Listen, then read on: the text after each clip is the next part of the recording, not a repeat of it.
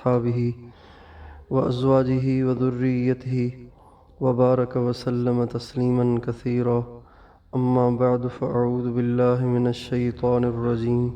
بسم الله الرحمن الرحيم. يا أيها الذين آمنوا من يرتد منكم عن دينه فسوف يأتي الله بقوم يحبهم ويحبونه. وقال تعالى: والذين آمنوا أشد حبا لله. سبحان ربك رب العزة عما يصفون وسلام على المرسلين والحمد لله رب العالمين. اللهم صل على سيدنا محمد وعلى آل سيدنا محمد وبارک وسلم. قابل احترام میری ماں اور بہنوں اور بیٹیوں،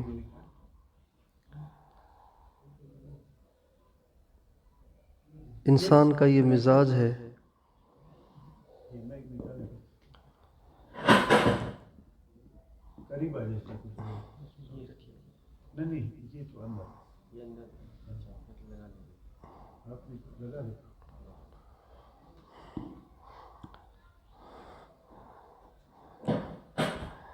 انسان کا یہ مزاج ہے کہ جب اس کے دل میں کسی سے محبت ہو جائے اور اس کو کسی سے لگاؤ ہو جائے تو پھر اس کے لیے وہ اپنی ہر خواہش کو قربان کر لیتا ہے اور اس کی حفاظت کرتا ہے، اس کی تکلیف سے پریشان ہوتا ہے، اس کے لیے ہر قسم کی قربانی دیتا ہے. اور جب کسی چیز سے لگاؤ نہ ہو، محبت نہ ہو، اس کی چاہت نہ ہو تو پھر ہزار سمجھاؤ لیکن اس کی ماننا مشکل ہوتا ہے. نبی کریم صلی اللہ علیہ وسلم جس زمانے میں تشریف لائے اس زمانے میں ساری دنیا کے لوگ اللہ تعالیٰ سے اور اللہ تعالیٰ کے احکام سے ہٹے ہوئے تھے اور اپنی من پسند زندگی گزار رہے تھے، اپنی مرضی کی زندگی گزار رہے تھے. کسی میں اس بات کا شعور نہیں تھا کہ ہمیں اللہ کی ماننی ہے اور زندگی کیسے گزارنی ہے، اور حرام کیا ہے، حلال کیا ہے، جائز کیا ہے، ناجائز کیا ہے، اس کا بالکل شعور نہیں تھا. اب دنیا کے تمام انسانوں کو اللہ کا فرما بردار بنانا تھا، اللہ تعالیٰ کے دیے ہوئے دین کے مطابق ان کی زندگی کو لانا تھا، ان کے اندر کے سارے جذبات کو ختم کرنا تھا، ان کو چاہتوں کی زندگی سے نکال کر اطاعت کی زندگی پہ لانا تھا. تو نبی کریم صلی اللہ علیہ وسلم نے سب سے پہلے ان لوگوں کے دلوں میں اللہ کی محبت پیدا کی، اور اس محبت کا نتیجہ یہ ہوا جب وہ لوگ اللہ سے محبت کرنے لگ گئے، جب ان کے دلوں میں اللہ کی محبت آ گئی تو اس کا نتیجہ یہ ہوا کہ وہ لوگ چاہے مرد ہوں، عورتیں ہوں، بچے ہوں، سب کے سب اللہ تعالیٰ کے لیے بڑی سے بڑی قربانی دینے لگ گئے، اور بڑی سے بڑی مشکل کو برداشت کرنا ان کے لیے آسان ہو گیا. نفسانیت کی زندگی چھوڑ کر اطاعت کی زندگی ان کے لیے گزارنا آسان ہو گیا. آج ہم دیکھیں، ہم مسلمان ہیں اور ہم نے کلمہ پڑھا ہے اور ہمارے پاس علماء ہیں، ہمارے پاس دین کا علم ہے، اور ہمیں پتہ ہے کہ نمازیں فرض ہیں، روزے فرض ہیں، کیا حرام ہے، کیا حلال ہے، کیا جائز ہے، کیا ناجائز ہے. سب کو پتہ ہے کہ جھوٹ بولنا گناہ ہے، سب کو پتہ ہے کہ غیبت کرنا گناہ ہے، سب کو پتہ ہے کہ لڑائی جھگڑے اچھے کام نہیں ہوتے، لیکن اس کے باوجود بھی ہماری زندگیاں اطاعت سے ہٹی ہوئی ہیں اور ہمارے لیے دین پہ چلنا بوجھ ہمیں محسوس ہوتا ہے. اس کی کیا وجہ ہے؟ اس کی وجہ یہ ہے کہ ہماری بنیاد کمزور ہے، ہماری بنیاد اصل میں ہل گئی ہے، ہماری بنیاد اصل میں کھوکھلی ہو گئی ہے. نبی کریم صلی اللہ علیہ وسلم نے اپنی امت کی بنیاد ایسی مضبوط ڈالی تھی کہ اللہ تعالیٰ کے مشکل سے مشکل کے حکم کو پورا کرنا ان کے لیے آسان تھا. آپ نے بہت دفعہ فضائل اعمال کے واقعات میں یہ واقعہ پڑھا ہوگا کہ حضرت بلال رضی اللہ تعالیٰ عنہ کو تپتی ہوئی ریت پہ لٹایا جا رہا ہے، کبھی ان کو لوہے کی زرہ پہنا کے دھوپ میں کھڑا کیا جا رہا ہے، کبھی ان کے گلے میں رسی ڈال کے ان کو گلیوں میں گھسیٹا جا رہا ہے، اور سزائیں دینے والے مختلف نوعیت کی سزائیں ایجاد کرتے اور پھر وہ ان کو سزائیں دیتے، لیکن وہ سزائیں دینے والے سزائیں دے دے کے اکتا جاتے، لیکن حضرت بلال صبر کا دامن نہیں چھوڑتے تھے، بلکہ ان کی ساری سختیاں برداشت کرتے چلے جاتے، برداشت کرتے چلے جاتے، برداشت کرتے چلے جاتے۔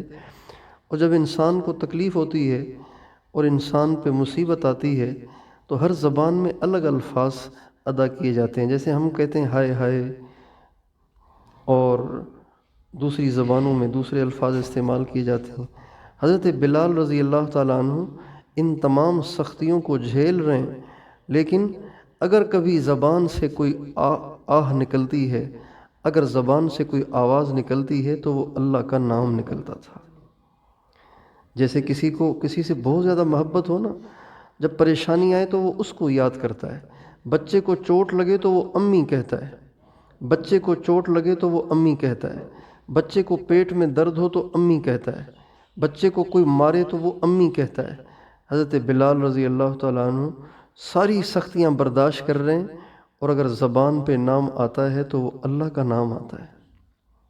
حضرت عمار، حضرت یاسر، حضرت سمیہ، یہ پوری ایک فیملی ہے۔ اس پوری فیملی کو ابو جہل مار رہا ہے، ستا رہا ہے، پریشان کر رہا ہے، تکلیفیں دے رہا ہے، اور رسیوں سے باندھ باندھ کے ان کو مارا جاتا ہے، لیکن مجال ہے کہ یہ اللہ کے دین سے ہٹنے کے لیے تیار ہوں، مجال ہے کہ یہ دین کو چھوڑنے کے لیے تیار ہوں۔ کیوں؟ اس لیے کہ ان کے دلوں میں اللہ کی محبت ایسی رچ بس گئی تھی کہ وہ کسی قیمت پہ اللہ تعالیٰ کو چھوڑنے کے لیے تیار نہیں تھے۔ یہ بنیاد ہے سارے دین کی، یہ روح ہے سارے دین کی۔ آج ہمارے دلوں سے اللہ تعالیٰ کی محبت اتنی دھیمی پڑ گئی ہے، یہ انگیٹھی اتنی ٹھنڈی ہو گئی ہے، اور یہ آگ اتنی ٹھنڈی پڑ گئی ہے کہ آج مسلمان کے لیے فجر میں اٹھنا مشکل ہے، تہجد میں اٹھنا مشکل ہے۔ صرف نگاہ کو جھکانا، اچھا نگاہ کو جھکانے میں تو کوئی خرچہ بھی نہیں ہے، کوئی مشقت بھی نہیں ہے، لیکن نفس اتنا غالب ہے، شیطان اتنا غالب ہے، اور اللہ کی محبت اتنی دھیمی ہے کہ ایک مرد ایک عورت کے لیے حرام سے نگاہ کو بچانا، اپنی نگاہ کو جھکا کے رکھنا، یہ بھی مشکل ہو گیا ہے۔ اپنی زبان اپنے جسم کا ایک حصہ، چھوٹا سا ٹکڑا ہے، اس زبان کو کنٹرول کرنا ہمارے لیے مشکل ہو رہا ہے، اور نمازوں کا خشوع خضوع ہمارا برباد ہو گیا ہے، اور اللہ کے نام کی جو مٹھاس ایک مسلمان کو محسوس ہونی چاہیے اس سے ہم محروم ہیں۔ رات کی تنہائی کے اعمال سے ہم محروم ہیں، ہر طرف بے دینی ہی بے دینی کا عروج ہے، اس لیے کہ آج ہمارے دلوں سے اللہ کی محبت ٹھنڈی پڑ گئی ہے، اللہ کی محبت کم ہو گئی ہے۔ نبی کریم صلی اللہ علیہ وسلم کی صحبت کی برکت سے، آپ کی محبت کی، آپ کی محنت کی برکت سے حضرات صحابہ کرام کے مردوں میں، عورتوں میں اور بچوں میں اللہ کی ایسی محبت آ گئی تھی کہ بڑے تو بڑے، چھوٹے بھی اللہ کے نام پہ کٹ مرنے کو تیار ہوتے تھے۔ جب آدمی کو کسی سے محبت ہوتی ہے تو اس کے جی کی چاہت بن جاتی ہے اپنے محبوب کے لیے قربانی کرنا، قربانی کرنا۔ ماں کو بچوں سے محبت ہوتی ہے نا، تو وہ اس بات کی کوشش کرتی ہے کہ اپنے بچے کے سارے کام میں کروں، اپنے بچے کے سارے کام میں کروں، اور اپنے بچے کے مشکل سے مشکل کام وہ پوری بشاشت سے اور پوری خوشی سے کرتی ہے۔ سارا دن نہ سوئی ہو، سارا دن مہمانوں کا آنا جانا لگا ہوا ہو، اور سارا دن آرام کا موقع نہ ملا ہو، لیکن رات کو 2 بجے بھی اگر اس کا بچہ چیختا ہے، اس کو پیشاب نکل جاتا ہے، اس کو پیمپر بدلنا پڑتا ہے، یا اس کے پیٹ میں درد ہو جاتا ہے، تو یہ ماں کبھی بھی 2 بجے رات کو اٹھ کے یہ نہیں کہتی کم بخت سارا دن سونے ہی نہیں دیتا، رات کو بھی نہیں سونے دیتا، میں تو بیزار آ گئی ہوں، بلکہ اسی بشاشت کے ساتھ اٹھ کے وہ اس کا پیمپر بدلتی ہے، وہ اس کے کپڑے بدلتی ہے، وہ اس کو صاف کرتی ہے، اور دوبارہ اس کو وہ سینے سے لگا کے بڑے پیار سے دودھ پلاتی ہے۔ اتنی ساری مشقت وہ برداشت کیوں کر رہی ہے؟ کہ اس کے دل میں بچے کی محبت ہے۔ آج ہمارے دلوں سے اللہ کی محبت ٹھنڈی پڑ گئی ہے، اللہ کی محبت کمزور پڑ گئی ہے۔ یہ وہ بنیادی فالٹ ہے، یہ وہ بنیادی نقص ہے جو امت مسلمہ کو لگ گیا ہے، یہ وہ بنیادی دیمک ہے جو امت مسلمہ کے دین کو لگ گیا ہے، جس کی وجہ سے آج دنیا دار تو دنیا دار، دینداروں کا دین بھی کھوکھلا ہو گیا ہے۔ ہم دینداروں کا دین بھی کھوکھلا ہو گیا ہے۔ ہم دینداروں والا روپ تو دھارے ہوئے ہیں، لیکن ہمارے دلوں میں بھی اسی طرح دنیا بسی ہوئی ہے جیسے دنیا داروں کے دلوں میں دنیا بسی ہوئی ہے۔ جیسے اللہ کی محبت ہمارے اندر میں ہونی چاہیے، جیسے اللہ سے عشق ہمارے اندر ہونا چاہیے، جیسے اللہ کی اطاعت میں سبقت کا شوق، آگے بڑھنے کا شوق ہمارے اندر ہونا چاہیے، آج وہ نہیں رہا۔ اس لیے میری ماں و بہنوں، یہ بنیادی بات ہے کہ ہم اپنے دلوں میں اللہ کی محبت کو بٹھائیں، اللہ کی عظمت کو بٹھائیں، اللہ پاک سے ایسی محبت ہو کہ ساری دنیا سے زیادہ اللہ سے محبت ہو۔ اللہ تعالیٰ فرماتے ہیں اللہ سے کتنی محبت ہونی چاہیے، اللہ تعالیٰ اس آیت میں بتاتے ہیں۔ اللہ تعالیٰ فرماتے ہیں قُلْ إِنْ كَانَ آبَاؤُكُمْ وَأَبْنَاؤُكُمْ وَإِخْوَانُكُمْ وَأَزْوَاجُكُمْ وَعَشِيرَتُكُمْ وَأَمْوَالٌ اقْتَرَفْتُمُوهَا وَتِجَارَةٌ تَخْشَوْنَ كَسَادَهَا وَمَسَاكِنُ تَرْضَوْنَهَا أَحَبَّ إِلَيْكُم مِّنَ اللَّهِ وَرَسُولِهِ وَجِهَادٍ فِي سَبِيلِهِ فَتَرَبَّصُوا حَتَّى يَأْتِيَ اللَّهُ بِأَمْرِهِ وَاللَّهُ لَا يَهْدِي الْقَوْمَ الْفَاسِقِينَ۔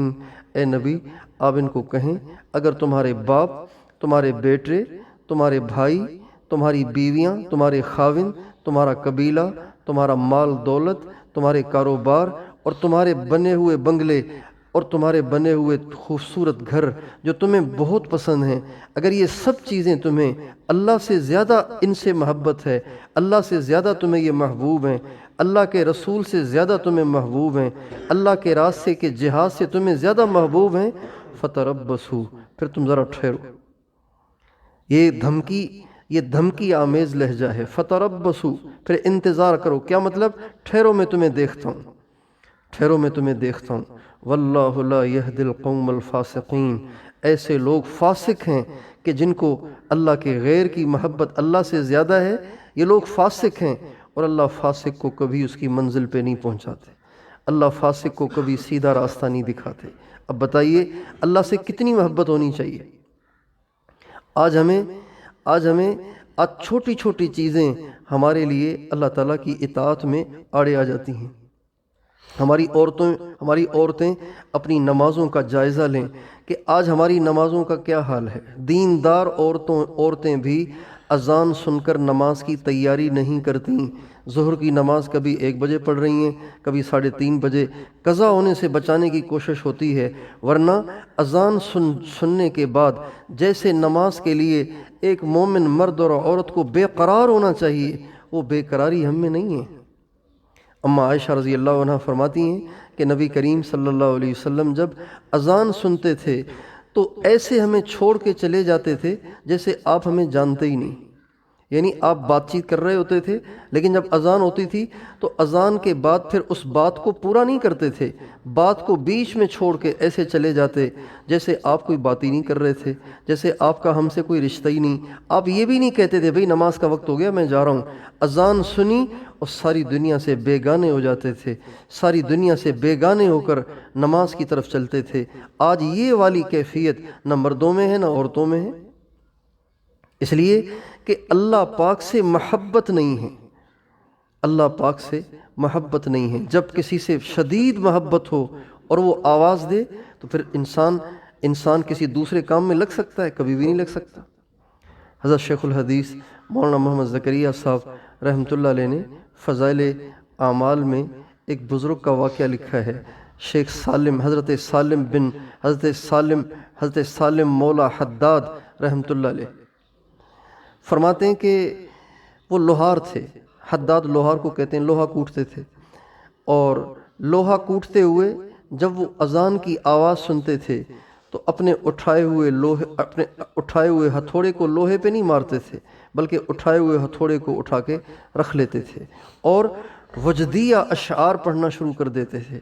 جب اذان کی آواز سنتے تھے تو ایسے بے قرار ہو جاتے تھے، ایسے بے قرار ہو جاتے تھے اور فرماتے تھے اذا ما دعا داعیکم قمت مسرعا مجیبا لمولا جل لیس لہ مثلو، اے میرے رب جب تیرا پکارنے والا مجھے پکارتا ہے میں بے قرار ہو کے تیری پکار کی طرف چلتا ہوں۔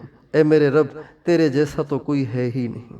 وحقکم ما لذ لی غیر ذکرکم وذکر سواکم فی فمی قط لا یحلو، تیرے حق کی قسم اب مجھے تیرے نام کے بغیر کسی چیز میں مزہ نہیں آتا، تیرے نام کے بغیر کسی چیز میں مزہ نہیں آتا، اور مجھے دنیا کی کسی چیز میں مٹھاس محسوس نہیں ہوتی، بس مجھے مٹھاس ملتی ہے تو تیرا نام لینے میں ملتی ہے۔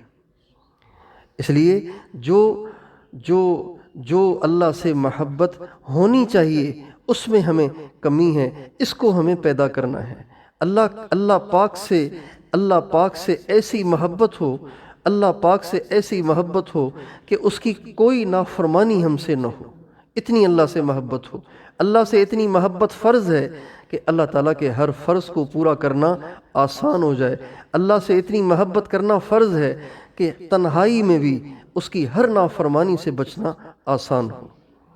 آج شیطان نے موبائل کی شکل میں ایک چیز ہمیں دے دی ہے، جس موبائل کی وجہ سے کیا مرد کیا عورتیں، کیا دنیا دار کیا دیندار، سب کی تنہائیاں آلودہ ہو گئی ہیں، سب کی تنہائیاں ناپاک ہو گئی ہیں، نجس ہو گئی ہیں۔ اس موبائل نے اتنا ورغلایا ہے ہمارے نوجوان بچوں کو، بچیوں کو، بوڑھوں کو بھی ایسا ورغلایا ہے کہ ان کی بھی تنہائیاں پاک نہیں رہیں، اور یہ تنہائی میں گناہ کا ہو جانا یہ اس وجہ سے ہے کہ آج اللہ سے ہمیں جس درجے کی محبت ہونی چاہیے اس درجے کی محبت نہیں ہے۔ اس لیے ہم سب کو چاہیے کہ ہم اپنے دل کو اللہ پاک کی محبت سے ایسا بھریں کہ اس کی ہر بات کو ماننا ہمارے لیے آسان ہو جائے، اس کی ہر ناپسند کو چھوڑنا ہمارے لیے آسان ہو جائے۔ جب کسی سے شدید محبت ہوتی ہے اور وہ ایسی چیز کو چھوڑنے کا کہے کہ جس چیز سے بہت لگاؤ ہو، جو چیز بہت پسند ہو، لیکن جب محبوب اس کا تقاضا کرتا ہے تو انسان اس سب سے زیادہ پسند چیز کو بھی چھوڑ دیتا ہے، اس لیے کہ کہنے والا بہت زیادہ محبوب ہے۔ اللہ تعالیٰ مجھے اور آپ کو اپنی سچی محبت عطا فرمائے۔ نبی کریم صلی اللہ علیہ وسلم کو اللہ تعالیٰ سے اتنی محبت تھی کہ آپ فرماتے ہیں کہ قسم ہے اس ذات کی جس کے قبضے میں میری جان ہے، میرا جی یہ چاہتا ہے کہ میں اللہ کے نام پہ قتل کر دیا جاؤں۔ اور کتنی عجیب بات ہے، آپ علیہ السلام کو اس بات کی خواہش ہے کہ میں اللہ کے نام پہ قتل کیا جاؤں، اللہ کے نام پہ قتل کیا جاؤں، اس لیے کہ محبت جب پیدا ہوتی ہے، جب کسی سے محبت ہو جاتی ہے تو بس انسان ایسے ہی ہو جاتا ہے کہ اپنے محبوب کے نام پہ مرنے کو جی چاہتا ہے۔ آپ فرماتے ہیں لَوَدِدْتُ أَنِّي أُقْتَلُ فِي سَبِيلِ اللَّهِ، میرا جی چاہتا ہے کہ میں اللہ کے نام پہ مار دیا جاؤں، قتل کر دیا جاؤں، ثُمَّ أُحْيَا، پھر مجھے زندہ کیا جائے، ثُمَّ أُقْتَلْ، پھر میں قتل کیا جاؤں، ثُمَّ أُحْيَا، پھر مجھے زندہ کیا جائے، ثُمَّ أُقْتَلْ، پھر میں قتل کیا جاؤں۔ یعنی یہ سلسلہ چلتا رہے، زندہ کیا جاؤں، پھر اس کے نام پہ قتل کر دیا جاؤں، اور زندہ کیا جاؤں اور اس کے نام پہ قتل کیا جاؤں، زندہ کیا جاؤں اور اس کے نام پہ قتل کیا جاؤں، کہ عاشق کو اس کے محبوب کے نام پہ قتل کیے جانے میں جو مزہ آتا ہے وہ کسی چیز میں مزہ نہیں آتا۔ حضرت عبداللہ ابن جہش رضی اللہ تعالیٰ عنہ ہمارے نبی کے جلیل القدر صحابی ہیں، حضرت سعد سے کہنے لگے، حضرت سعد بن معاذ رضی اللہ تعالیٰ عنہ سے غزوہ احد کے موقع پہ کہنے لگے سعد آؤ نہ مل کے دعا کریں، آؤ نہ مل کے دعا کریں۔ جب آپس میں کٹھے مل کر دعا کی جاتی ہے، کچھ دعا کریں اور کچھ آمین کہیں تو یہ دعا بہت زیادہ جلدی قبول ہوتی ہے، اس کو اجتماعی دعا کہتے ہیں۔ حضرت سعد بن معاذ سے حضرت عبداللہ بن جہش کہنے لگے سعد آؤ نہ مل کے دعا کریں، اپنی اپنی آرزو مانگیں، اپنے دل کی دعا کریں، حضرت سعد نے کہا ٹھیک ہے مانگ لیتے ہیں۔ حضرت سعد بن معاذ نے پہلے دعا کی، اے اللہ کل میدان جنگ میں جانا ہے، اے اللہ کفار سے مقابلہ ہے، اے اللہ کل میرا کسی بڑے پہلوان سے مقابلہ ہو، وہ مجھ پہ حملہ کرے، میں اس پہ حملہ کروں، آخر مجھے غازی بنا دے اور مجھے اس پہ غلبہ دے دے تاکہ میں اس کو تیرے نام پہ قتل کر دوں۔ حضرت عبداللہ نے کہا آمین۔ حضرت عبداللہ نے پھر دعا کی، اے اللہ کل میدان میں اترنا ہے، کسی بڑے پہلوان سے مقابلہ ہو، وہ مجھ پہ حملہ کرے، میں اس پہ حملہ کروں، پھر آخر میں وہ مجھے تیرے نام پہ قتل کر دے اور اس پہ بس نہ کرے، میری آنکھیں بھی نکال دے، میرے کان بھی کاٹ دے، میری ناک بھی کاٹ دے، میرے ہونٹ بھی کاٹ دے، میرے جسم کے ٹکڑے ٹکڑے کر دے، اور کل قیامت کے دن جب میں کٹے ہوئے اعضاء کے ساتھ تیرے سامنے پیش کیا جاؤں تو آپ مجھ سے پوچھیں عبداللہ یہ تیرے ساتھ کیوں ہوا، تو میں یہ کہہ سکوں میرے رب یہ تیری محبت میں ہوا، فیک یا رب، تیری محبت میں ہوا میرے رب۔ یہ اللہ پاک سے محبت کا تقاضا ہوتا ہے۔ اللہ پاک سے جب محبت ہو جائے تو پھر انسان اس کے نام پہ مر مٹنے کو پسند کرتا ہے، مر مٹنے کی تمنائیں کرتا ہے۔ آج ہماری یہ محبت اتنی کمزور پڑ گئی ہے، اتنی کمزور پڑ گئی ہے کہ ایک نوجوان بچی سے اگر کہیں نا پردہ کر لو تو وہ کہتی ہے پردہ کیوں کرنا ہے، اور اس میں مختلف تعویلیں کرتی ہے اور اس میں مختلف توجیہات بیان کرتی ہے اور اپنی جان چھڑانے کی کوشش کرتی ہے۔ کسی نوجوان سے کہیں کہ بیٹا داڑھی رکھ لو، تیرے نبی نے تو کبھی داڑھی نہیں کٹائی، آپ کے نبی نے تو کبھی داڑھی نہیں منڈوائی، تو آپ کیوں داڑھی منڈاتے ہیں؟ تو وہ مسکراتے ہوئے کہتا ہے کہ جی دعا کریں۔ آج ہم مسلمانوں کے لیے بنیادی باتوں پہ چلنا اتنا مشکل کیوں ہو گیا ہے؟ حالانکہ کلمہ تو ہم وہی پڑھتے ہیں، ہمارے گھروں میں قرآن الماریوں میں بھرے پڑے ہیں۔ صحابہ کرام کے پاس پورا قرآن نہیں ہوتا تھا، کسی کے پاس کچھ آیتیں، کسی کے پاس کچھ آیتیں، کسی کے پاس کچھ آیتیں۔ ہمارے گھروں میں الماریاں بھری پڑی ہیں قرآنوں سے، لیکن پھر بھی آج دین پہ چلنے کا وہ جذبہ جو حضرات صحابہ کرام کے مردوں عورتوں میں تھا، آج ہمارے دل اس سے کیوں خالی ہیں؟ میری بہنوں بیٹیوں، ہمارے دل اس لیے خالی ہیں کہ آج دلوں میں دنیا آ گئی ہے، اللہ کی محبت، اللہ کے نبی کی جو محبت ہونی چاہیے وہ ہمارے دلوں میں نہیں رہی۔ ہمارے نبی ایک دفعہ غزوہ احد میں آپ شہداء میں چکر لگا رہے تھے، دیکھ رہے تھے کہ کون کون شہید ہوا۔ شہداء میں یوں چکر لگاتے ہوئے ایک صحابی کے پاس سے آپ گزرے، ان کا نام تھا عمارہ بن زیاد۔ ان کے پاس سے گزرے تو آپ کو محسوس ہوا کہ ابھی ان کے چند سانس باقی ہیں۔ آپ ان کے پاس جا کے کھڑے ہو گئے، آپ نے فرمایا عمارہ کوئی خواہش ہے؟ تو وہ بیچارے بول نہیں سکتے تھے، زخموں سے ایسے چور تھے کہ وہ بول نہیں سکتے تھے۔ جب آپ نے یوں فرمایا نا تو عمارہ بن زیاد نے ذرا زخموں کے ساتھ گھسٹ کر اپنے آپ کو حضور کے قدموں کے قریب کیا اور اپنے رخسار کو آپ علیہ السلام کے قدم پہ رکھ کر، جو ہی انہوں نے اپنے رخسار کو آپ علیہ السلام کے قدم پہ رکھا تو اللہ کی شان دیکھیں، حضرت عمارہ کا نصیب دیکھیں کہ جو ہی اپنے رخسار کو حضور کے قدم پہ رکھا تو روح پرواز کر گئی۔ یعنی گویا زبان سے تو کچھ نہیں کہہ سکے، زبان حال سے یہ کہہ گئے نکل جائے دم تیرے قدموں کے نیچے، یہی دل کی حسرت یہی آرزو ہے۔ یہ حضرات صحابہ کرام کے جذبات تھے، یہ ان کی صرف ان کے مردوں کے نہیں، ان کی عورتوں کے بھی یہی جذبات تھے۔ حضرت خنسا کا واقعہ ہزاروں دفعہ آپ نے سنا ہوگا کہ 4 بیٹوں کو بٹھا کے اللہ کے نام پہ قربان ہونے کی ترغیب دے رہی ہیں۔ مجھے بتائیے کہ یہ اللہ کی محبت کے بغیر ہو سکتا ہے؟ یہ کسی تقریر کے جذباتی فیصلے نہیں تھے، کوئی تقریر سنی دھواں دھار اور جذبات بن گئے اور 4 بیٹے پیش کر دیے؟ نہیں، حضرات صحابہ کرام کے ہاں گھنٹوں کی تقریریں ہوتی ہی نہیں تھیں، 2 منٹ 4 منٹ 5 منٹ کی ترغیب ہوتی تھی، اس سے زیادہ لمبے بیانات نہیں ہوتے تھے۔ یہ حضرت خنسا کے کوئی جذباتی فیصلے نہیں تھے، یہ حضرت خنسا کا کوئی جذباتی فیصلہ نہیں تھا، بلکہ ان کے جسم ان کے اندر کوٹ کے یہ بات بھری ہوئی تھی کہ ہمیں اللہ کو راضی کرنا ہے، اللہ کے نام پہ اپنا سب کچھ لٹا کر اس بات کا مظاہرہ کرنا ہے کہ ہمیں اللہ پاک سے سب سے زیادہ محبت ہے۔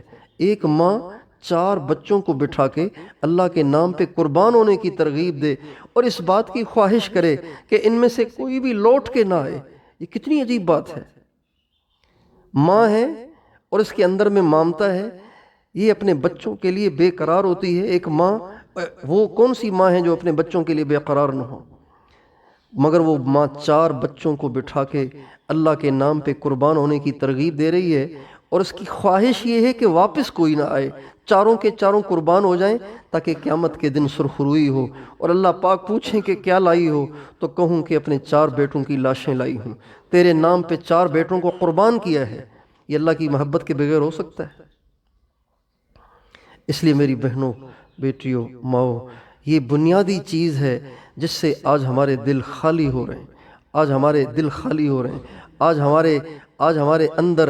ہمارے اندر اس سے کھوکھلے ہوئے چلے جا رہے ہیں۔ ایک دین ایک فارملٹی بن گیا ہے، بس نماز کی عادت پڑی ہوئی ہے، بچپن سے پڑھنی ہے، جیسی کیسی آئے پڑھنی ہے، جیسی کیسی ہو پڑھنی ہے۔ نہیں، نماز فارملٹی نہیں ہے، نماز تو اللہ پاک سے ملاقات ہے، اللہ پاک سے ملاقات ہے۔ ہمارے نبی کا ارشاد ہے، جعلت قرۃ عینی فی الصلاۃ، میری آنکھوں کی ٹھنڈک نماز میں ہے۔ جب کسی عورت کا بچہ مدرسے میں پڑھتا ہو، 6، 7، 8 مہینے کے بعد جب وہ آتا ہے اور وہ آ کے ماں سے ملتا ہے تو اس کو دیکھ کے ماں کی کیا کیفیت ہوتی ہے؟ اس کی تعبیر یوں ہی کریں گے نا، بس بیٹا تجھے دیکھا ہے تو آنکھیں ٹھنڈی ہو گئی ہیں، دل کو راحت ہو گئی ہے، دل کو راحت، دل کو سکون مل گیا ہے، آنکھیں ٹھنڈی ہو گئی ہیں۔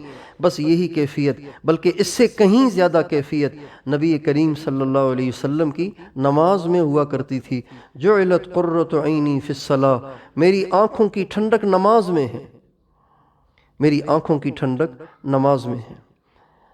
حضرت مولانا منظور نعمانی اور حضرت مولانا ابو الحسن علی ندوی رحمۃ اللہ علیہ، یہ دونوں ہمارے بزرگوں میں سے گزرے ہیں، اور مولانا الیاس صاحب جنہوں نے تبلیغ کی بنیاد ڈالی اور جن کے ذریعے سے اللہ نے تبلیغ کا کام ساری دنیا میں چلایا، یہ دونوں ان کے ساتھی تھے۔ اور ایک دفعہ میوات کا اجتماع کہیں کرانے جانا تھا تو حضرت مولانا الیاس صاحب جا رہے تھے اور یہ دونوں حضرت کے ساتھ تھے، اور سفر تھا بیل گاڑی کا، سفر تھا بیل گاڑی کا۔ اب چلتے رہے، ایک جگہ آ گئی چڑھائی، تو بیل گاڑی والے نے کہا، مولوی جی اب آپ کو اترنا ہے، اس لیے کہ وزن کے ساتھ بیل اوپر چڑھ نہیں سکے گا۔ یہ تینوں حضرات اتر گئے اور فرماتے ہیں کہ ہم چڑھتے رہے، پیدل چڑھتے رہے اور ہانپ کانپ کے بڑی مشکل سے اوپر تک پہنچے، تو اوپر ایک سایہ دار درخت تھا۔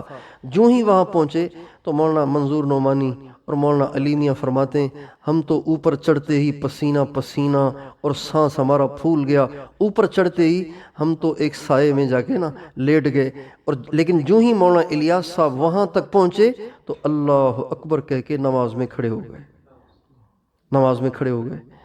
فرماتے ہیں جب مولانا الیاس صاحب نے سلام پھیرا تو مولانا منظور نعمانی اور مولانا علی میاں سے پوچھا، مولوی صاحب تھک گئے؟ تو کہا جی بہت تھک گئے۔ تو فرمانے لگے، صحابہ روزانہ اس سے کہیں زیادہ تھکتے تھے۔ اور مولانا منظور نعمانی فرمانے لگے، ہمیں لیٹنے سے ہم پہ وہ بشاشت نہ آئی جو مولانا الیاس صاحب کے 2 رکعت پڑھنے سے ان پہ بشاشت آئی۔ یہ نماز ہے، یہ اللہ سے ملاقات ہے۔ اللہ سے ملاقات ہو تو باقی کیا چاہیے؟ اللہ سے ملاقات ہو تو اس سے زیادہ خوشی پھر کس چیز میں ہونی چاہیے؟ حضور سے ملاقات ہو، کتنی بڑی بات ہے، پھر اللہ سے ملاقات ہو، کتنی بڑی بات ہے۔ اس لیے میری بہنوں اور ماؤں، ہمیں اپنے دل پر ایسی محنت کرنی ہے کہ ہمیں اللہ پاک سے محبت ہو جائے، اللہ پاک سے ہمیں عشق ہو جائے، اللہ کے کلام سے عشق ہو جائے۔ جب اللہ سے محبت ہوگی تو اللہ کے کلام سے بھی محبت ہوگی۔ آج مردوں عورتوں کو اللہ کا کلام پڑھنے کا ٹائم ہی نہیں ملتا۔ کتنے ساتھی ہیں ہمارے دیندار ساتھی ہیں اور کہتے ہیں ہفتہ گزر جاتا ہے، قرآن اٹھانے کی توفیق ہی نہیں ہوتی۔ جب کسی سے محبت ہوتی ہے تو اس کے کلام کے ساتھ یہ معاملہ ہوتا ہے۔ اس لیے سارے امراض کی جڑ، ام الامراض اگر اس کو کہا جائے، وہ یہ ہے کہ ہمارے دلوں میں دنیا کی محبت آ گئی ہے، اللہ کی محبت کم ہو گئی ہے۔ ابھی یہ محبت دل میں آئے گی کیسے؟ اللہ سے محبت ہوگی کیسے؟ اللہ سے عشق ہوگا کیسے؟ اس کے لیے سب سے پہلا کام تو یہ ہے کہ ہم اہل اللہ کی صحبت اختیار کریں۔ یہ جو دولت ہے یہ کتابوں سے نہیں آتی، یہ جو دولت ہے یہ کتابوں سے نہیں آتی، یہ باتوں کو سننے سے نہیں آتی، بلکہ یہ دولت سینہ سے سینہ میں منتقل ہوتی ہے، یہ دولت اہل اللہ کی صحبت سے ملتی ہے۔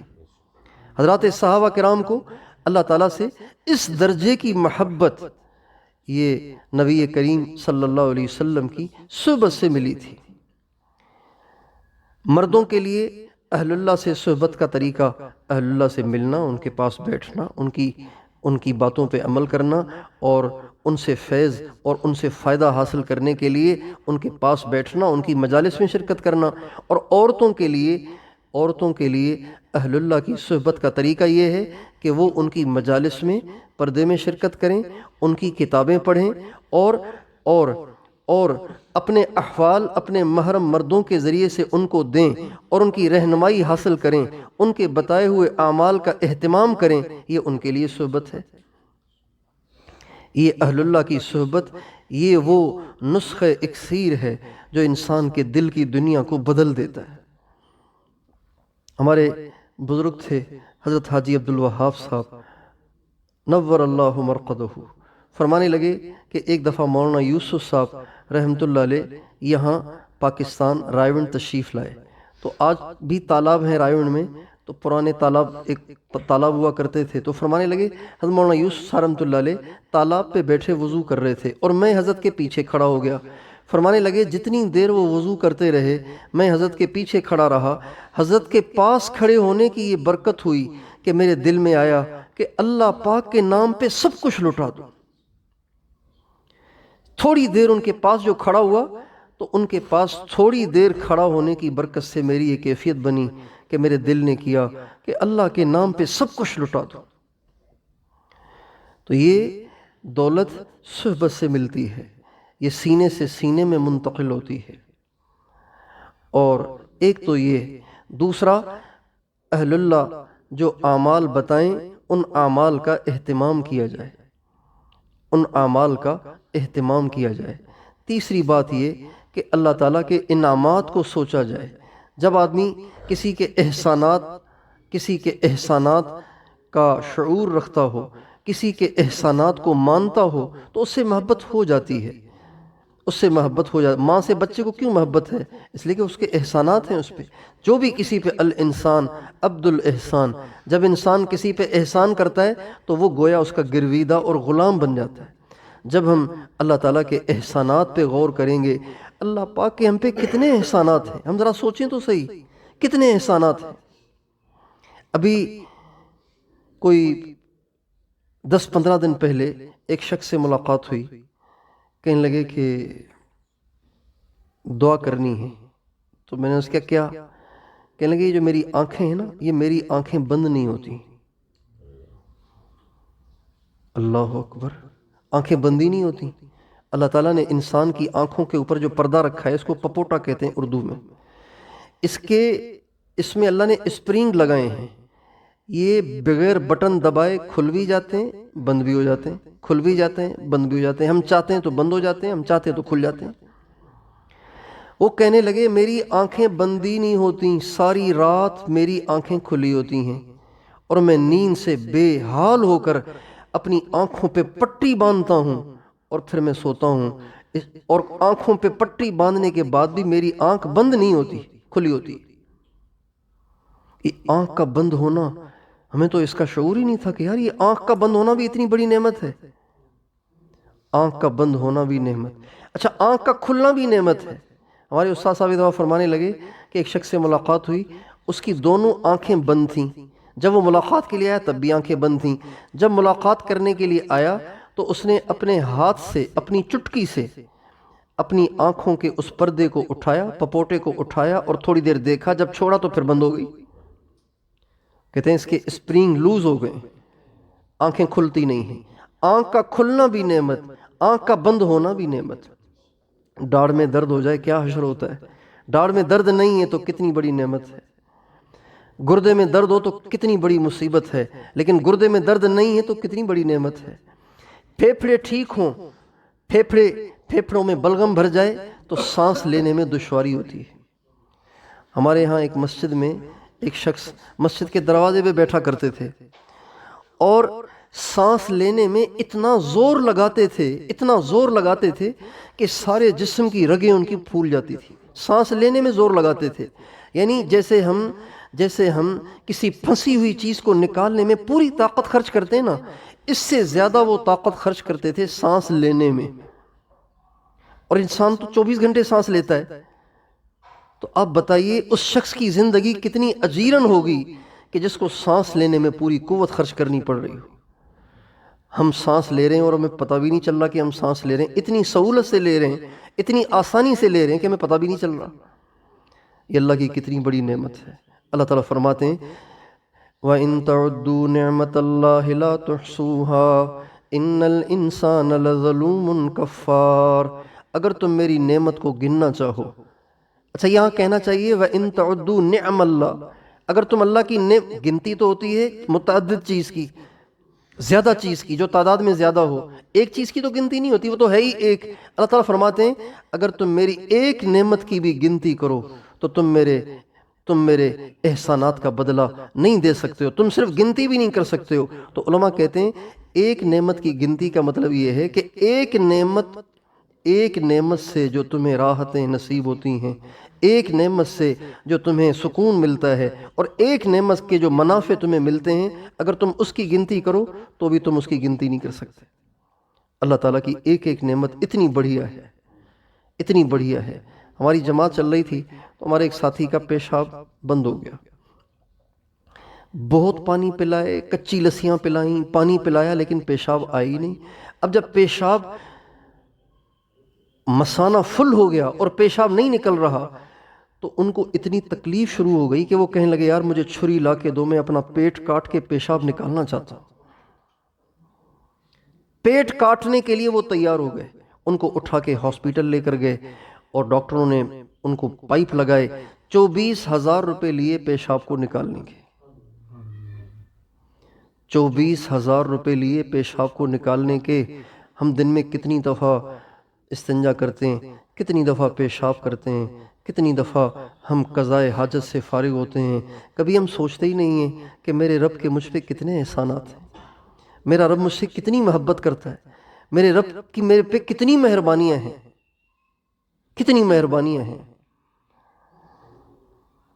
ایک ساتھی ہمارے ہاں مدرسے میں ایک چھوٹی بچی کو لے کر آئے. کوئی 1.5 سال کی بچی ہوگی، 1.5-2 سال کی بچی ہوگی. اور سچ پوچھیں اتنی خوبصورت بچی، ایسی گول مٹول، ایسی گوری چٹی بچی کہ ایسے لگتا تھا جیسے اس کو تو کوئی تکلیف ہوگی نہیں، ایسی خوش بچی. تو وہ باپ اس کو لے کے آیا، کہنے لگا جی یہ بچی ہے، اس کے لیے دعا کریں. میں نے کہا کیا دعا کریں اس کے لیے؟ کہنے لگے اس کو شوگر ہے. ارے 1.5 سال کی بچی کو شوگر؟ کتنی شوگر؟ کا 500-550 شوگر رہتی ہے اس کی. شوگر ہونی چاہیے 100 شوگر ہونی چاہیے. خالی پیٹ پہ زیادہ سے زیادہ 100 شوگر ہونی چاہیے، 120 سے زیادہ نہیں ہونی چاہیے. اور وہ کہنے لگے اس بچی کی خالی پیٹ پہ 500-550 شوگر ہوتی ہے.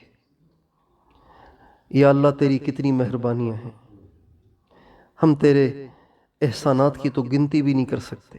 33 دفعہ اللہ تعالیٰ نے سورہ رحمان میں کہا ہے فَبِأَيِّ آلَاءِ رَبِّكُمَا تُكَذِّبَانِ.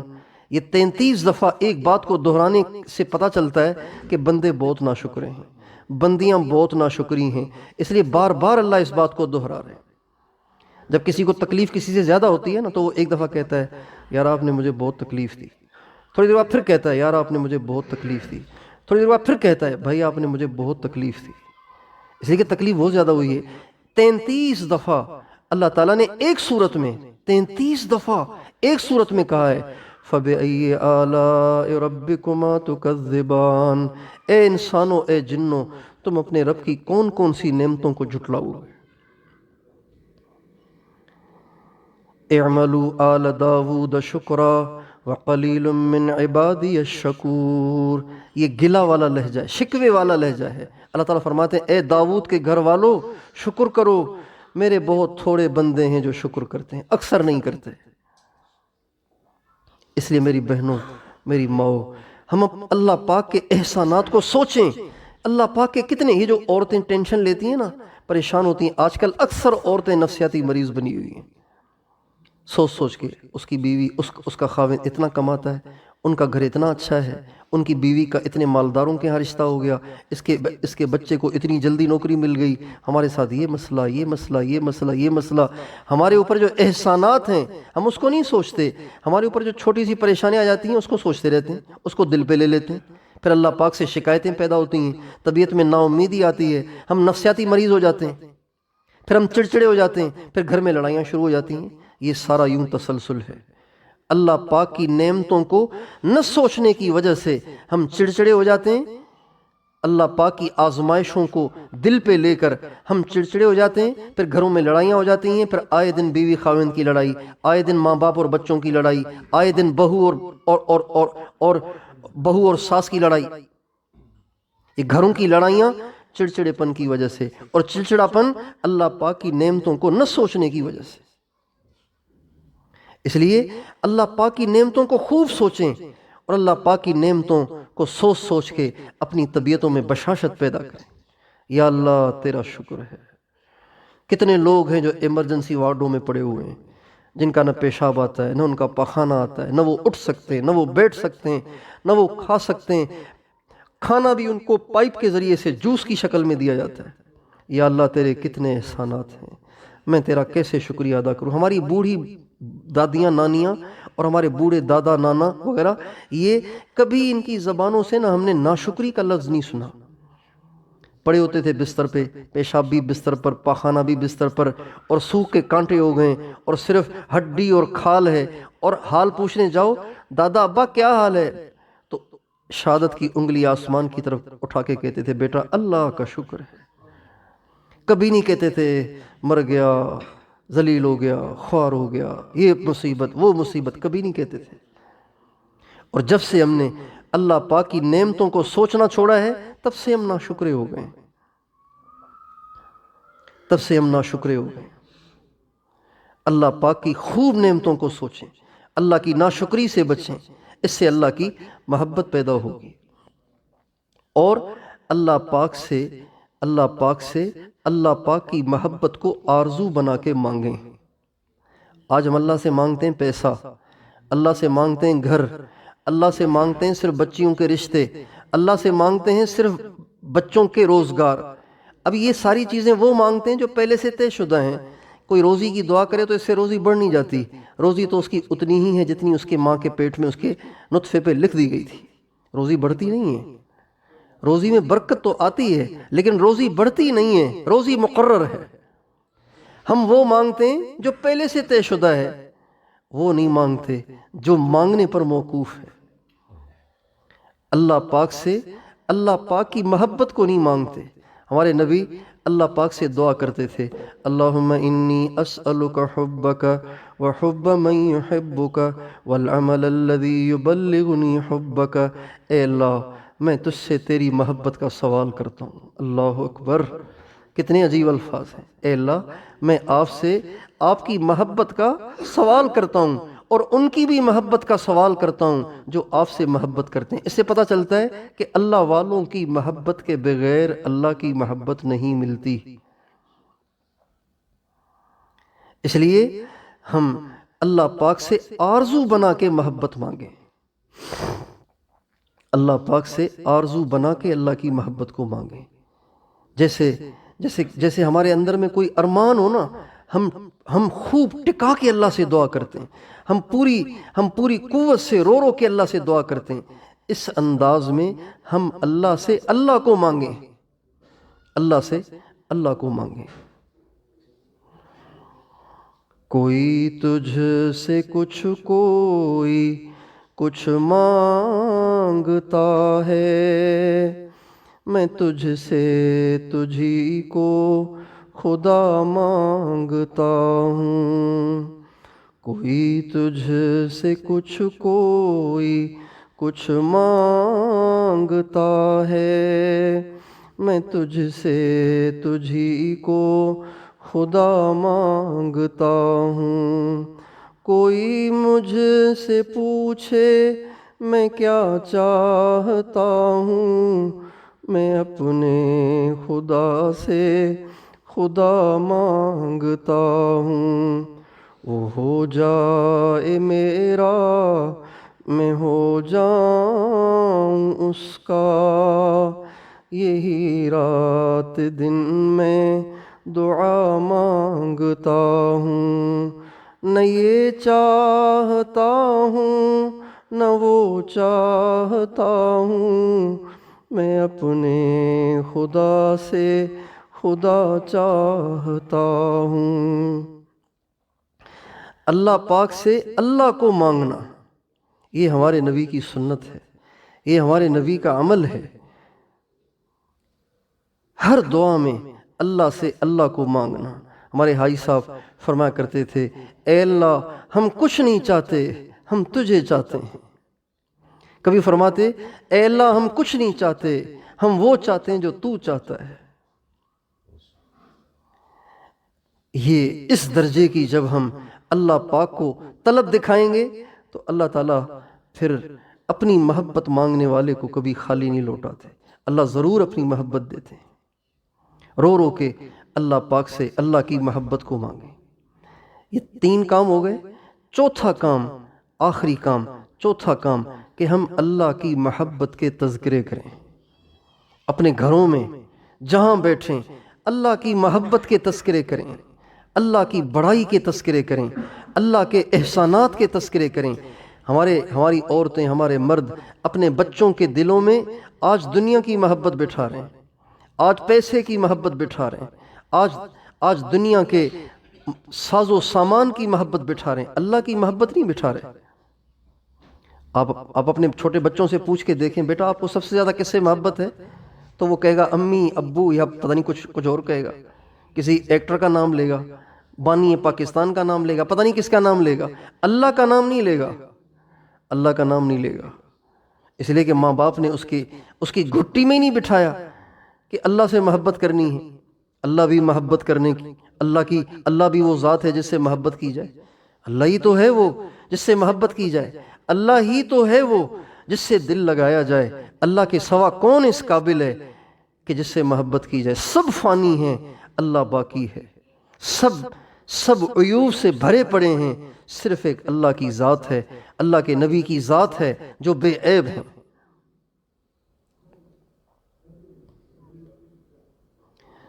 تو ہم اپنے گھروں میں اللہ کی محبت کے تذکرے کریں۔